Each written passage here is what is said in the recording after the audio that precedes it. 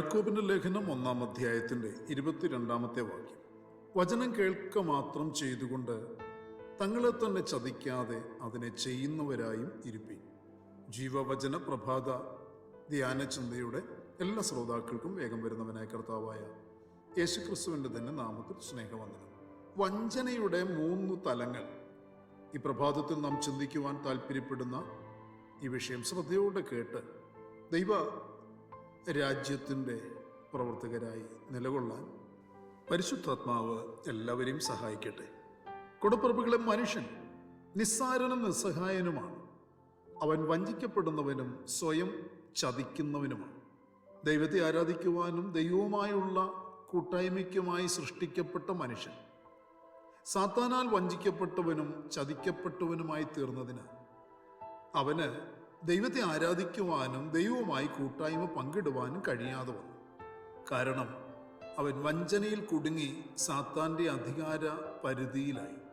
ചതിയും വഞ്ചനയും സാത്താൻ്റെ തന്ത്രപരമായ ആയുധങ്ങളാണ് എന്ന് നാം വ്യക്തമായി മനസ്സിലാക്കിയിരിക്കണം.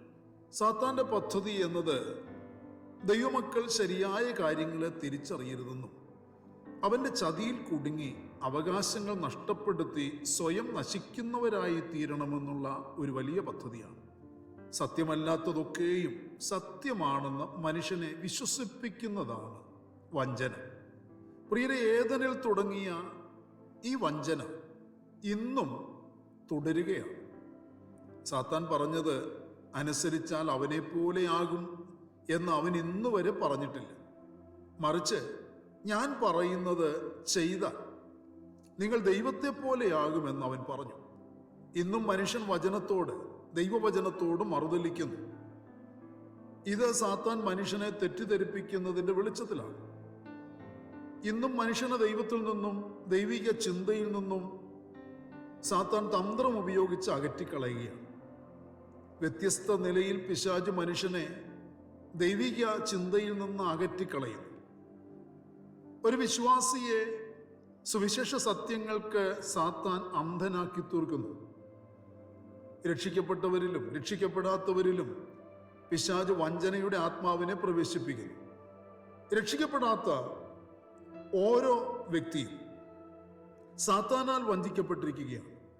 യെശയ്യാവിന്റെ പ്രവചന പുസ്തകത്തിൽ ഇങ്ങനെ വായിക്കുന്നു: വഞ്ചിക്കപ്പെട്ട അവന്റെ ഹൃദയം അവനെ തെറ്റിച്ചു കളയുന്നു, അവൻ തൻ്റെ പ്രാണനെ രക്ഷിക്കുന്നില്ല.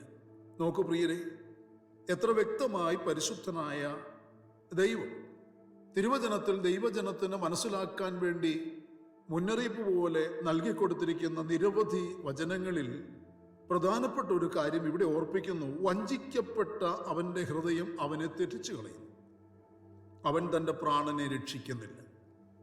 പ്രിയരെ, രക്ഷിക്കപ്പെടാത്ത വ്യക്തിയുടെ ഹൃദയം വഞ്ചിക്കപ്പെട്ട അവസ്ഥയിലാണുള്ളത് എന്ന് നാം തിരിച്ചറിയണം. ദൈവവചന സത്യങ്ങൾ തിരിച്ചറിയാൻ കഴിയാത്ത നിലയിൽ പിശാച് മനുഷ്യന്റെ മനസ്സ് കുരുടാക്കുകയാണ്. കൊരിന്ത്യർ ലേഖനത്തിൽ അപ്പോസ്തലൻ പൗലോസ് ഓർപ്പിക്കുന്നത്, ദൈവപ്രതിമയായ ക്രിസ്തുവിന്റെ തേജസ്സുള്ള സുവിശേഷത്തിന്റെ പ്രകാശനം ശോഭിക്കാതിരിപ്പാൻ ഈ ലോകത്തിന്റെ ദൈവം അവിശ്വാസികളുടെ മനസ്സ് കുരുടാക്കി എന്ന് രേഖപ്പെടുത്തി വച്ചിരിക്കുന്നു. രക്ഷിക്കപ്പെടാത്ത ഏതൊരു മനുഷ്യനും പാപത്താലും തങ്ങളുടെ ഹൃദയത്തിലെ ദുഷ്ടതയാലും വഞ്ചിക്കപ്പെടുന്നു. കാരണം അവരുടെ കണ്ണ് കുരുടാക്കപ്പെട്ടിരിക്കുകയാണ്. അത് കാരണം അവർക്ക് സത്യത്തിലേക്ക് നടക്കുവാൻ ഒക്കുന്നില്ല. അതുപോലെ തന്നെ രക്ഷിക്കപ്പെട്ടവരെങ്കിലും ജഡീക ചിന്താഗതിയിൽ ജീവിക്കുന്ന വിശ്വാസികളും സാത്താന്റെ വഞ്ചനയിൽ കുടുങ്ങുന്നു. കൂടപ്പിറപ്പുകളെ, രക്ഷിക്കപ്പെട്ട ജീവിത നിലവാരത്തിൽ തുടരുന്ന, അപ്പോൾ തന്നെ ജഡീക ചിന്താഗതിയാൽ ജീവിത നടക്കുന്ന വിശ്വാസികളിലും സാത്താൻ്റെ വഞ്ചനയാണ് വ്യാപരിക്കുന്നത്. പല വിധത്തിലുള്ള പാപപ്രവൃത്തികൾ ഉപേക്ഷിച്ചെങ്കിലും ഇക്കൂട്ടർ ജഡീക പ്രമാണങ്ങൾക്ക് അധീനരായി ജീവിക്കുന്നു. ഇക്കൂട്ടരുടെ മേൽ വ്യാപരിപ്പിക്കുന്ന വഞ്ചന: നീ രക്ഷിക്കപ്പെട്ടതാണ്, നീ ഒരിക്കലും നശിക്കപ്പെടത്തില്ല, കൂടുതൽ വേർപാടും വിശുദ്ധിയും ഒന്നും നിനക്ക് ആവശ്യമായ കാര്യമേ അല്ല, നീ കർത്താവ് യേശുക്രിസ്തുവിനെ വിശ്വസിക്കുന്നുണ്ടല്ലോ, നിന്റെ വിശ്വാസം നിന്നെ രക്ഷിക്കും. വിശ്വാസത്തിൻ്റെ പ്രവൃത്തിയോ ജീവിതമോ ഒന്നും നിനക്ക് ആവശ്യമില്ല എന്നിങ്ങനെയുള്ള ഉപദേശങ്ങളും ഭൗതികതയിൽ ഊന്നിയുള്ള വിശ്വാസവും ജീവിതവും മാത്രം മതി എന്ന വഞ്ചനയുടെ ആത്മാവിനാൽ തളയ്ക്കപ്പെടുകയാണ് ഈ കൂട്ടരായ മനുഷ്യർ.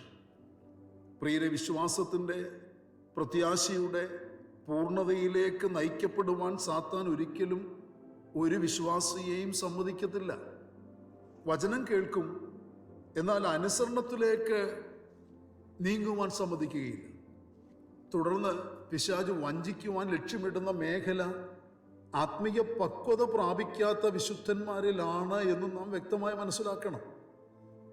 വിശുദ്ധന്മാരായി നാം വിളിക്കപ്പെട്ടിരിക്കുന്നു. നാം വിശുദ്ധന്മാരായി വിളിക്കപ്പെട്ടിരിക്കുന്നതിനാൽ നമ്മുടെ ആ വിശുദ്ധ പദവിയിൽ നാം ജീവിക്കുവാൻ പിശാച് ആഗ്രഹിക്കുന്നില്ല. അവനതിന് ഇടങ്കോലിടാൻ താല്പര്യപ്പെടുന്നു.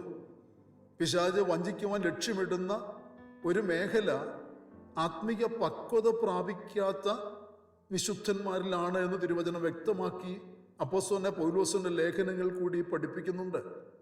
അതുകൊണ്ട് കൂടപ്പിറപ്പുകളെ, നാം വിശുദ്ധന്മാരാണെങ്കിൽ നിശ്ചയമായും നമ്മുടെ ആത്മീയ ജീവിത നിലവാരത്തിൽ നാം ആത്മീയ പക്വത പ്രാപിക്കണം. വിശ്വാസമുണ്ട്, വേർപാടുണ്ട്, വിശുദ്ധിയുണ്ട്, തീഷ്ണതയുണ്ട്. ജഡീകത്വത്തിന് മേൽ ജയം നേടി ഒരു ആത്മീയ നിലവാരം പുലർത്തി വിശ്വാസ അനുഭവങ്ങളുടെ വളർച്ച പ്രാപിച്ച് മുൻപോട്ട് പോകുന്നവർ, ഇപ്രകാരമുള്ളവരെ അവരുടെ ജീവിതത്തിൽ ഫലപ്രദമല്ലാതാക്കുവാൻ സാത്താൻ വഞ്ചനയുടെ ആത്മാവിനാൽ അവരോട് ഏത് വിധേനയും അടുക്കുവാൻ ശ്രമിക്കുന്നുണ്ട്. ആത്മീയ തീഷ്ണതയ്ക്കൊപ്പം പ്രിയപ്പെട്ടവരെ, ഒരു വിശുദ്ധന് ആത്മീയ പക്വതയും വിവേചിക്കുവാനുള്ള കൃപയും അത്യാവശ്യമാണെന്ന് തിരുവചനം വ്യക്തമായി നമ്മെ ഉപദേശിക്കുന്നു. ദൈവകൃപയിൽ ആശ്രയിക്കുന്ന ഒരു വിശ്വസ്തൻ പിശാചിനോട് പോരാടി നിലകൊള്ളേണ്ടവനാണ്. അതിന് അവൻ്റെ മേൽ പരിശുദ്ധാത്മാവിൻ്റെ ശക്തിയും പരിജ്ഞാനവും വ്യാപരിക്കേണ്ടതുണ്ട്. അപ്പോസ്തലനായ പൗലോസ് ഓർപ്പിക്കുന്നത്, കർത്താവിലും അവൻ്റെ അമിത ബലത്തിലും ശക്തിപ്പെടുവീൻ, പിശാചിൻ്റെ തന്ത്രങ്ങളോട് എതിർത്തു നിൽപ്പാൻ കഴിയേണ്ടതിന് ദൈവത്തിൻ്റെ സർവായുധവർഗം ധരിച്ചുകൊള്ളുവീൻ എന്നാണ്. അതുകൊണ്ട് കൂടപ്പിറപ്പുകളെ, നമ്മുടെ കർത്താവുമായുള്ള നമ്മുടെ ബന്ധം ആഴമായി വളരുമ്പോൾ നമ്മുടെ ആത്മീയ പോരാട്ടം തീവ്രമാകുന്നു. നമ്മെ എങ്ങനെയും വഞ്ചിച്ച് വലിച്ച് താഴെയിടാൻ സാത്താൻ ഏറിയ തന്ത്രങ്ങൾ ആവിഷ്കരിക്കും. കൗശലങ്ങളൊക്കെ ഉപയോഗിച്ചേക്കാം. നാം വിശ്വസിച്ച് പോകത്തക്ക നിലയിലുള്ള വേഷത്തിലും ഭാവത്തിലും അവൻ നമ്മോട് അടുത്തു വരാൻ താല്പര്യപ്പെടും. അപ്പോഴും നാം അതെല്ലാം വിവേചിച്ചറിയുന്നവരായി തീരണമെന്നാണ് ദൈവത്തിൻ്റെ വചനം നമ്മെ ഓർപ്പിക്കുന്നത്. നാം നമ്മുടെ കഴിവിലും മിടുക്കിലും ആശ്രയിച്ചുകൊണ്ട് സാത്താൻ്റെ വഞ്ചനയെ തകർക്കുവാൻ ഒരിക്കലും പറ്റുകയില്ല. ദൈവത്തിൻ്റെ ആത്മാവിനാലേ നമുക്കതിന് കഴിയുകയുള്ളൂ.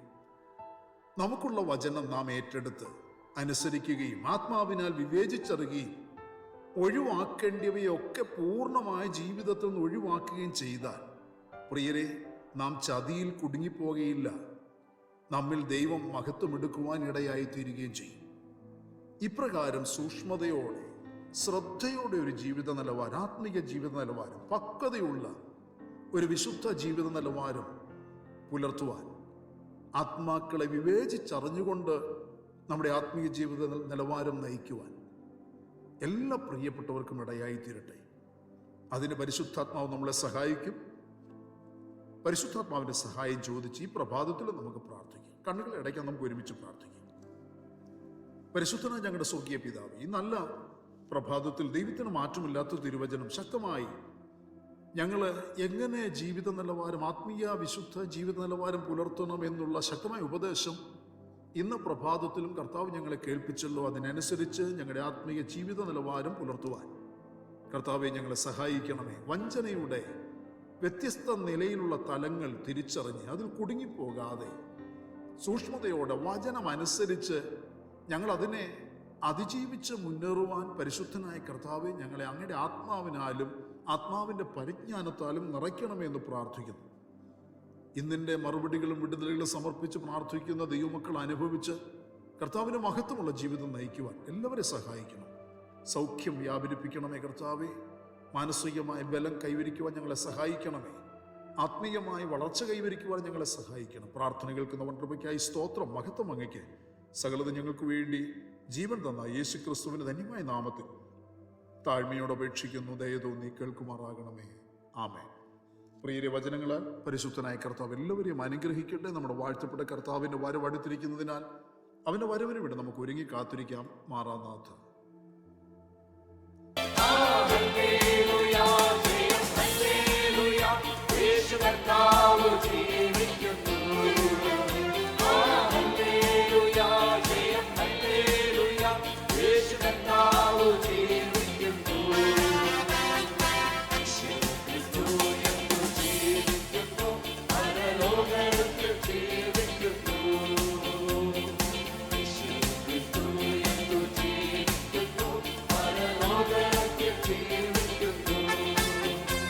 I know that